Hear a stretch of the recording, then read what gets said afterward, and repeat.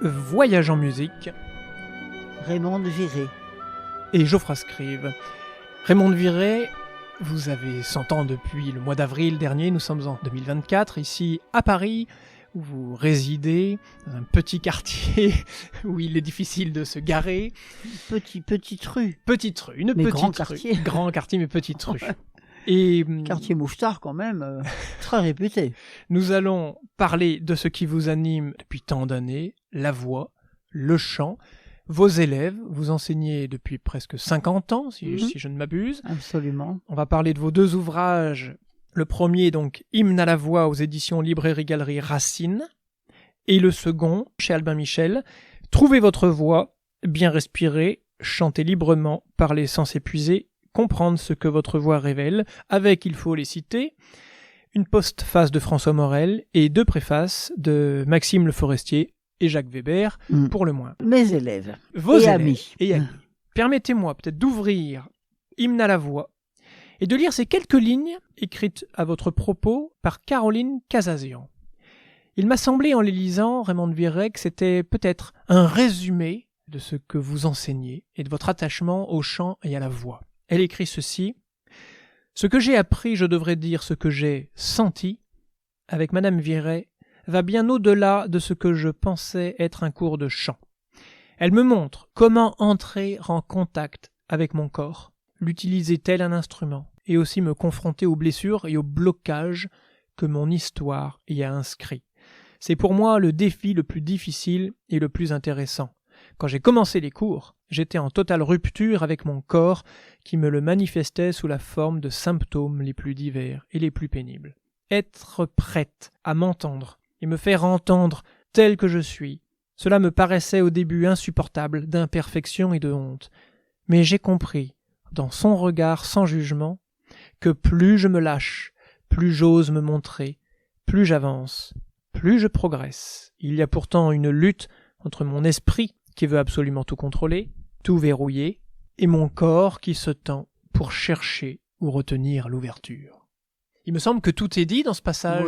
Oui. Si on devait résumer, vous êtes attaché à faire sentir chez le chanteur son corps tel un instrument, à le faire résonner. Bah oui, nous sommes un instrument. C'est évident. Très complexe, mais un instrument quand même. Il y a des cordes vocales, il y a les poumons, il y a l'air, il y a tout ça. Pour faire du son, il faut de l'air. Nous l'avons. Et puis il faut savoir évidemment s'en servir. Et c'est là où ça se complique. ça se complique. Faut pas prendre trop d'air. Il faut pas trop ouvrir la bouche. Faut l'ouvrir, mais pas modérément, en fonction de la hauteur des sons. C'est très compliqué. C'est très compliqué. Et vous revenez beaucoup sur le cri primal. Il faut peut-être en parler de ça, parce que ça revient dans les deux livres. Oui, parce que le bébé, quand il arrive au monde, il sait tout. Il crie. Il a un hurlement. Je peux faire le contre-ré au piano. Voilà. Le premier cri du bébé à la naissance, c'est un contre-ré. C'est extrêmement aigu. Oui. Et il hurle nuit et jour. Moi, le mien, enfin mon fils, pendant un mois, il a à peu près pleuré 12 heures sur 24 pendant un mois. Et jamais mal à la gorge. Il a jamais eu mal à la gorge. Les adultes, dès qu'ils crient un petit peu, ça y est, ils sont foutus. Or, pourquoi ? Eh bien, parce que le bébé, le petit enfant, jusqu'à 6-7 ans, il ne se sert pas de ses cordes vocales en direct, comme les adultes le font. Il travaille avec son bas-ventre. Il peut se provoquer une hernie, c'est sûr, mais en aucun cas une corde abîmée. Voilà. Vous y revenez beaucoup au bas-ventre, au diaphragme ? Ouais, parce que si on n'a pas l'amour de son ventre et de son corps, on va dire, on ne peut pas chanter. Non. Et puis, il faut peut-être revenir aussi sur ce que vous a révélé Tomatis. Ah, ça oui, j'ai donné des cours avant rencontrer le Tomatis et après. C'était parce qu'il y a le côté psychologique qu'il a fait ressortir que je ne savais pas, moi. Et effectivement, le professeur Tomatis a été un très grand moment pour moi, bien sûr, parce que on est devenus très amis. Et quand je l'ai vu la première fois, j'avais son assistante comme élève, alors donc ça a été facile de le rencontrer. Mais moi, j'étais très, très, très très intimidée par ce monsieur. Comment était-il physiquement? Il était grand, complètement chauve, inquiétant, un peu. Ouais, enfin, moi, j'étais complètement anéanti devant lui. Et alors, je dis, comment va commencer notre entretien? Vous êtes un cerveau, je suis un ventre. Et il a dit, madame, je vous attends depuis 40 ans. Très gentiment. Voilà. Et ça s'est très bien passé. Ça finit par un repas chez lui. Mais malheureusement, on ne boit que de l'eau chez lui. C'est pas drôle. Il y avait que deux. Ouais. Et quand j'y suis retourné une autre fois pour déjeuner, il y avait du vin. Bon, on n'est pas de Saumur et pour boire de l'eau. Non, ça, oui. Non, ça, les petits rosés d'Anjou, ils sont merveilleux. J'aime pas les grands, les vins trop capiteux, moi. Les vins de Bourgogne, je supporte pas. Éclaire-t-il votre voix? Je sais pas, ils font pas de mal, en tout cas. Ils font pas de mal. Je ne suis pas excessif dans ce domaine. Non. Et puis, nous avons parlé de Tomatis, il faut peut-être aussi parler, parce que vous y revenez souvent, du célèbre ténor Georges Thill. Ben, Georges Thill, c'est-à-dire que cet homme, je l'ai rencontré grâce à mon premier professeur de chant, et c'était un des ténors les plus remarquables de l'époque, ça fait loin tout ça, et on comprenait tout ce qu'il chantait. Oui. C'est la correction vis-à-vis du public, c'est ça. Parce que faire du son, c'est bien, des jolis sons, c'est bien, mais il faut quand même comprendre. Et à l'opéra, c'est quand même assez fermé, tout ça. Et cet homme m'a beaucoup aidé, c'est vrai. Parce que c'est lui qui vous dit, c'est très bien ce que tu fais, mais tu chantes à l'envers. Oui, ça a dû marquer quelqu'un comme vous qui était dans le chant, forcément. Tu chantes à l'envers, forcément. C'est-à-dire que je chantais, je remontais mon diaphragme au lieu de l'abaisser. Je chantais à l'envers, quoi. Et puis j'ai plein d'élèves comme ça que je remets dans le bon sens. Oui. Chanter, c'est se servir de tout son corps et non pas de sa gorge. Si, on a besoin d'avoir des cordes vocales, quoique même sans cordes vocales, on peut s'exprimer très bien, rééduquer par une voix, puisque j'ai eu avec mon père qui a eu un cancer du larynx, et sa voix a été rééduquée, et il pouvait s'exprimer avec son œsophage. Est-ce que cela revient à dire, Raymond de Viret, que nous confondons pour la voix la source avec le moyen? Est-ce que la gorge, les cordes vocales ne sont qu'un moyen, et que la source vient d'en dessous? C'est ça. C'est exactement ça. C'est vrai qu'on peut s'exprimer sans cordes. Je l'ai eu, j'ai l'exemple de mon père. Alors parlons de vos élèves, parce que nous avons ici... C'est ma vie, les élèves. C'est votre vie. Il y a une anecdote, mais vraiment qui m'a fait rire. Vous avez un jeune garçon qui arrive, qui a l'air d'être complètement bloqué, parce que il vous dit, que tout le monde lui dit dans sa famille qu'il chante faux. Vous faites un essai avec lui, vous dites « mais pas du tout, vous chantez pas faux ». Il revient la semaine d'après, il a l'air épanoui, vous lui dites « qu'est-ce qui s'est passé ?»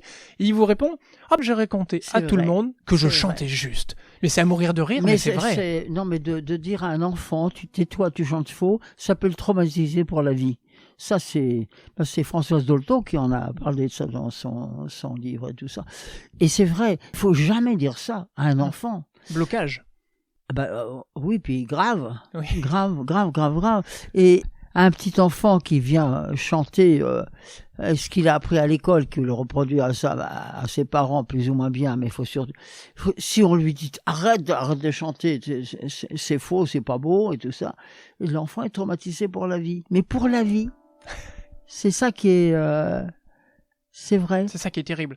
Oui, c'est terrible. Et puis, les mamans peuvent des fois se tromper. Combien de fois on dit arrête de chanter, tu m'énerves, c'est faux, etc. Faut pas le faire, ça. Une autre anecdote, une élève sort de votre cours, elle chante, sans même s'en rendre compte, elle chante un petit peu dans la rue, quelqu'un l'entend, elle va chercher des sous à un distributeur, et la personne qui la suivait l'interpelle en disant « oh, c'est magnifique ce que vous chantez ». Elle s'était donc libérée. Ça vous touche des anecdotes comme cela, j'imagine. Ça vous dit que... Tout le temps. Mais cette pièce où vous êtes, là, c'est quand même un endroit où on peut s'exprimer, on peut dire tout ce qu'on a sur le cœur, qu'on ne peut pas dire à sa famille, à son mari, à sa femme, à ses parents, à ses enfants, mais qu'on peut dire à moi. Parce que je suis une tombe ici, forcément. je reçois, et souvent le soir, après des journées difficiles avec des élèves plus ou moins en forme, je fais mon petit bilan dans mon lit et très très souvent je pleure parce que c'est où j'ai peut-être pas fait ce qu'il fallait suffisamment bien, ou j'ai peut-être pas écouté comme il fallait. C'est quand même une responsabilité que de sortir la voix, une voix, la vraie voix d'un corps humain qui est là, qui est devant vous et qui est plein d'espérance. Et puis il y a des voix qui sont plus ou moins ingrates, et là on ne peut rien pour ça. Puis des voix qui ont peut-être attendu parfois 20 ans, 30 ans, 40 ans avant de sortir, parfois. Elles ont peut-être attendu des années. Oui.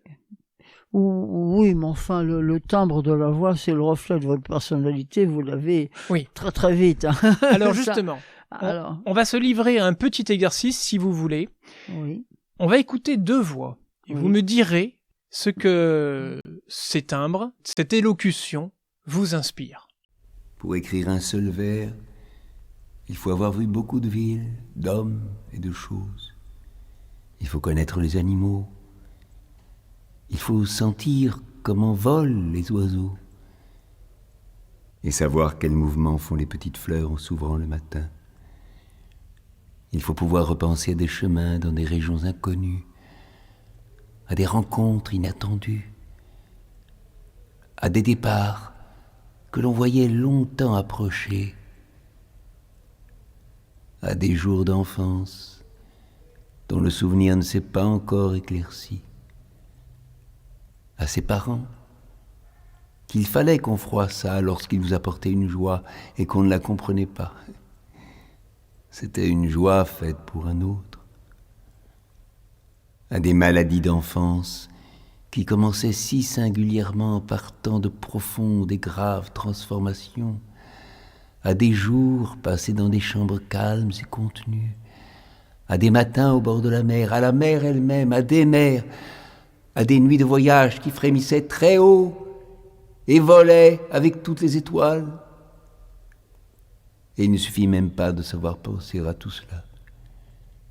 Il faut avoir des souvenirs de beaucoup de nuits d'amour, dont aucune ne ressemblait à l'autre, de cris de femmes hurlant en mal d'enfants, et de légères, de blanches, de dormantes accouchées, qui se refermait.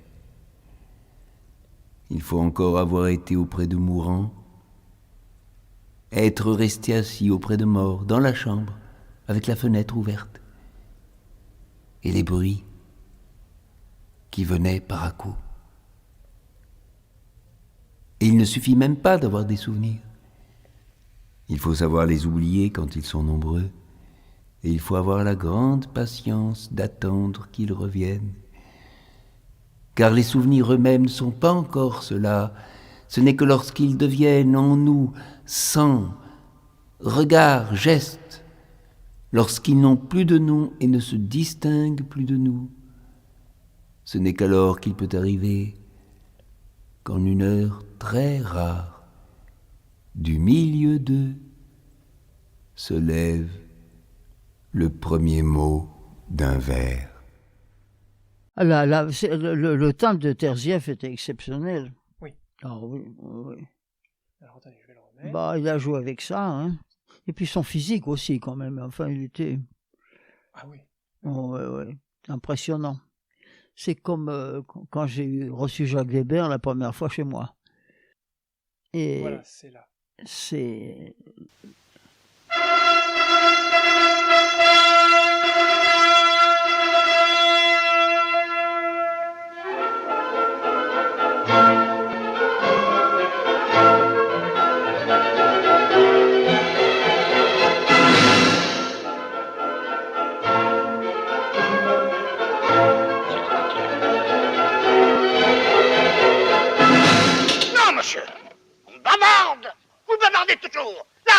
Soyez avec nous. Vous avez la langue bien pendue, bon sang. Et reprenons au numéro 17. C'est drôle.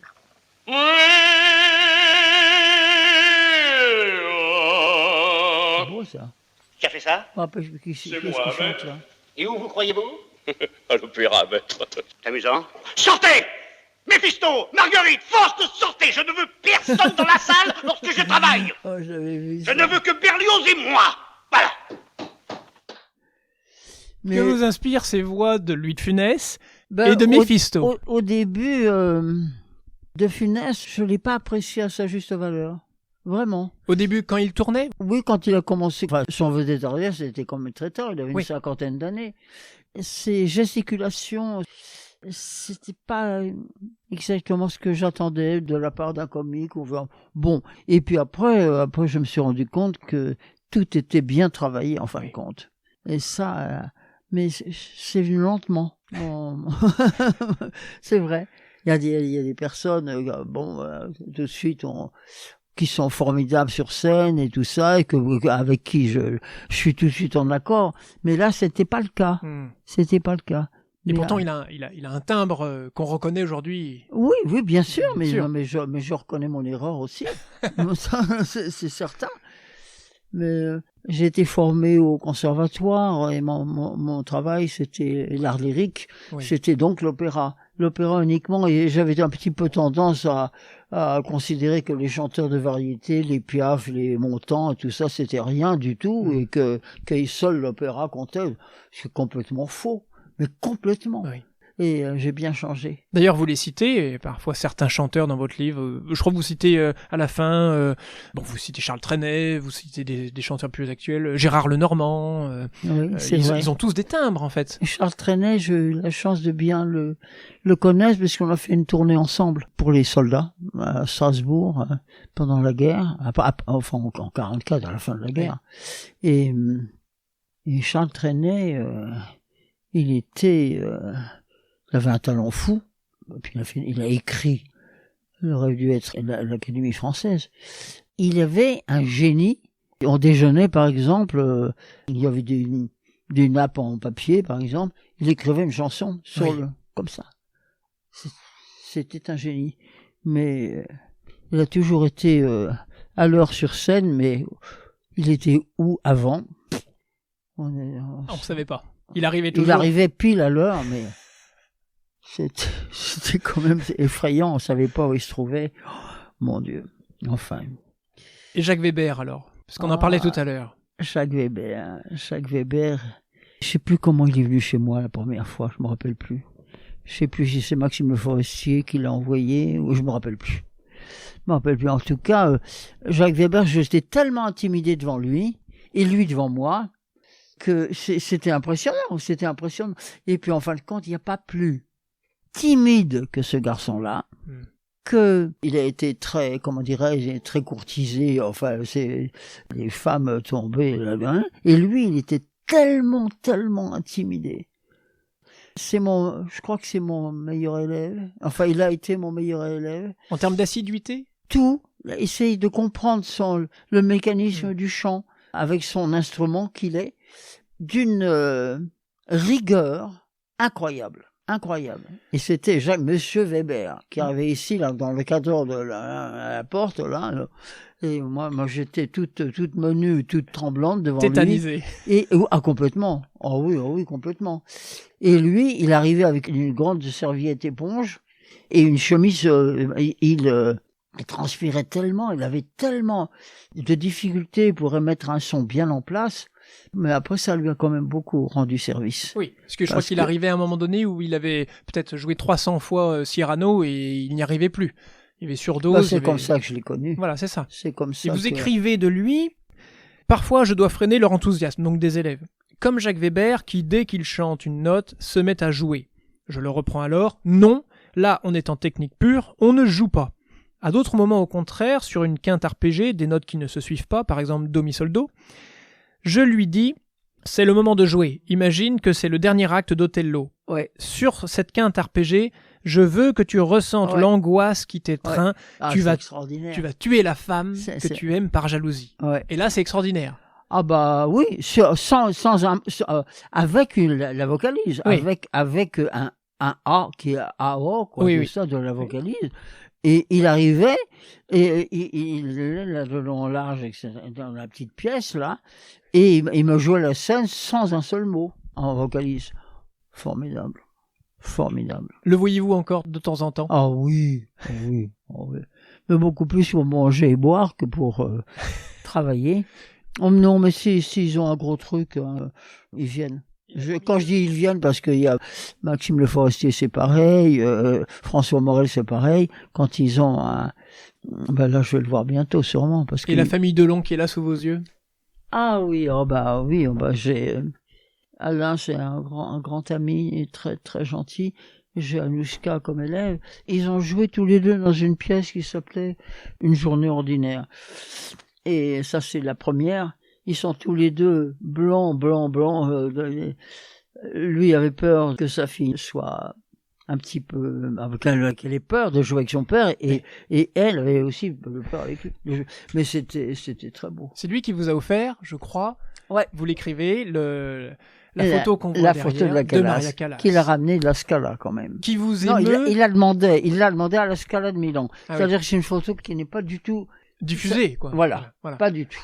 Alors, et vous admirez son chant, la personne qu'elle a été, les travers qu'elle a dû traverser, justement, et sa posture sur cette photo, parce qu'elle émet une note avec les bras dans une position qui doit être assez difficile à tenir. Et oui, parce que, regardez la photo, les épaules sont à la même hauteur, oui. Et il y a un bras plus haut que l'autre. C'est ça. Et ça, c'est de la technique. Oui. Technique pure, ça veut dire que la cage thoracique est bien ouverte, mais j'ai pas un seul élève qui a trouvé. J'ai dit, là, la technique est parfaite. Pourquoi? Ils n'ont pas compris, mes élèves. Parce qu'il y a ce bras plus haut que l'autre, ça aurait pu faire remonter l'épaule où le bras est plus haut. Pas du tout. Parce qu'elle chante, c'est la Norma, je crois. Il faudrait peut-être montrer cette photo à des violonistes, parce qu'il ne faut pas non plus serrer et monter nos épaules. Oui. Là, il y a quelque chose de commun. Oh là là. Le j'ai jamais fait le rapprochement, parce que moi, je l'ai été violoniste aussi. Oh là là, mon Dieu. Mais dans un orchestre philharmonique, oui, et j'avais ma prof à côté de moi. Je me rappelle de Tannhäuser. Ah oui. Oui, je me rappelle. Avec ma prof aux répétitions qui me donnait des coups d'archet. Là. Quand on joue pour la première fois dans un orchestre de 70 musiciens, on ne s'entend pas. Non. C'est l'horreur. Vous jouez? Oui. On ne s'entend pas du tout. Non. Alors, je jouais, là, il y avait une partition, je jouais, mais je ne... Ça, c'est une bonne école. Hein. Oui, c'est une très bonne école. Et il y a des souvenirs aussi très beaux. J'ai le souvenir d'avoir joué il y a quelques années la 4e symphonie de Gustave Mahler avec un orchestre à Lyon. Voir la chanteuse arriver pour le dernier mouvement. Mouvement ininterrompu entre le 3e et le 4e. Et elle arrive et poser sa voix. Ça, c'est magnifique. Quand ça arrive, ce sont des moments qui vous touchent. D'ailleurs, vous avez le souvenir, vous, de jouer Tannhäuser. Ah oui, oui, c'est l'ouverture. Ah oui, je me rappelle. Vous rappelez-vous du chef? Oh là là là là, le chef. Ça finit en I. Vous le revoyez physiquement? Non. Dirigé? Ah oui, je le revois. Oui, bien sûr, je le revois. Pas très grand, un petit peu ventru. Et au début des premières répétitions, il m'avait mise devant lui. Oui, je me rappelle. Donc là, c'est quoi? On est à quel moment? On est pendant la guerre, avant la guerre? J'avais 14 ans. D'accord. J'avais 14 ans quand j'ai commencé à faire de l'orchestre avec ma prof. Et c'était grand moment. Et après, il y a eu un choix. Parce qu'à 16 ans, c'était ou le chant ou le violon. Et j'ai quand même opté pour le chant. Et après, c'était des kilomètres et des kilomètres de vélo pendant la guerre pour le chant. Ah oui, je faisais, pour ainsi dire, 100 km par jour. Oui. J'habitais à Palaiseau, c'est dans la vallée du Chevreuse, et il y avait les pavés, c'était pas les pavés. J'arrivais au conservatoire rue de Madrid. Après, j'allais voir mon chef de réseau dans la Résistance, dans le haut de la rue Le Pic, à vélo. Et après, je rentrais chez moi. Et c'était... Oui, alors j'arrivais à faire 100 km de vélo par jour. Que faisiez-vous dans la Résistance, Raymond de Viret? Vous passiez des messages? Oui, mais c'était avec mon père.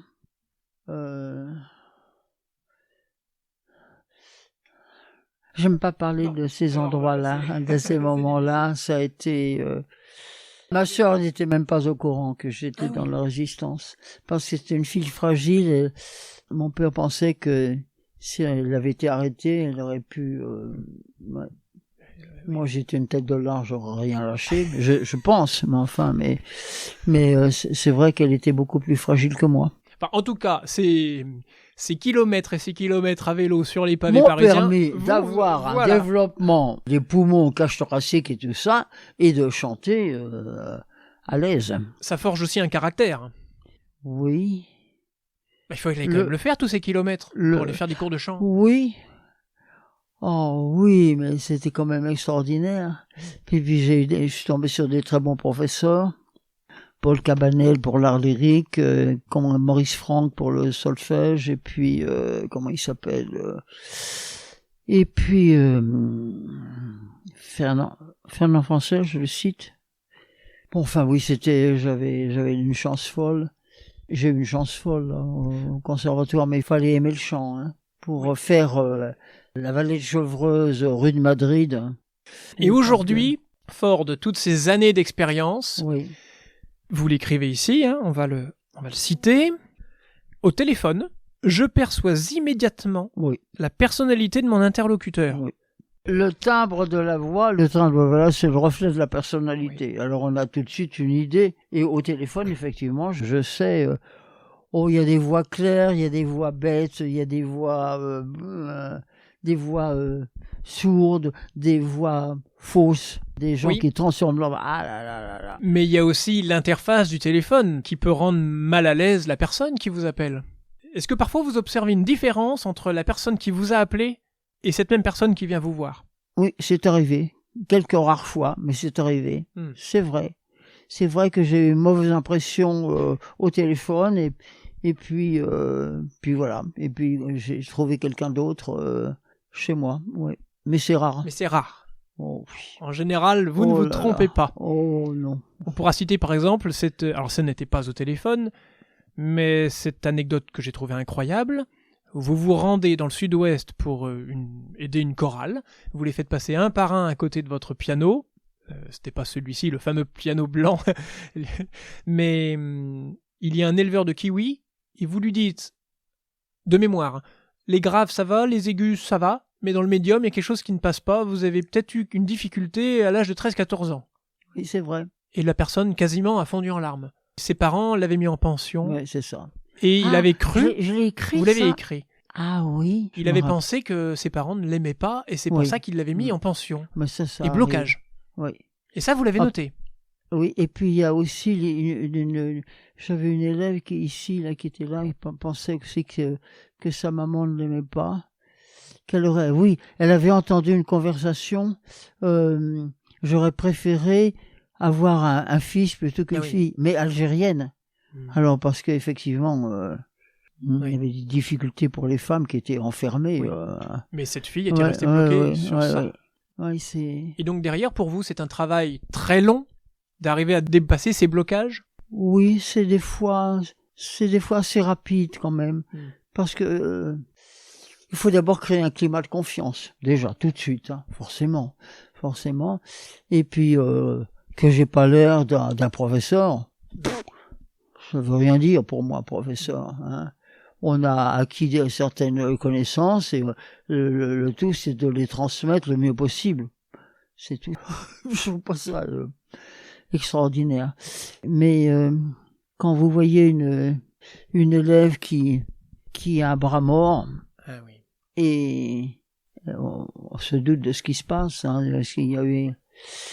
Et puis que après, je demande à l'élève d'avoir une explication avec ça, le père ou la mère, pour savoir ce qui s'est passé, pour qu'on les rejetée, elles se sont rejetées et tout ça, et qu'elle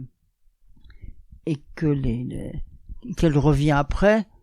J'ai une explication avec ta maman, ton papa et tout ça, et là, oui, et le bras se remet à marcher, ça se met à s'ouvrir, ça là, pour moi, quelle joie c'est. Une sorte de libération.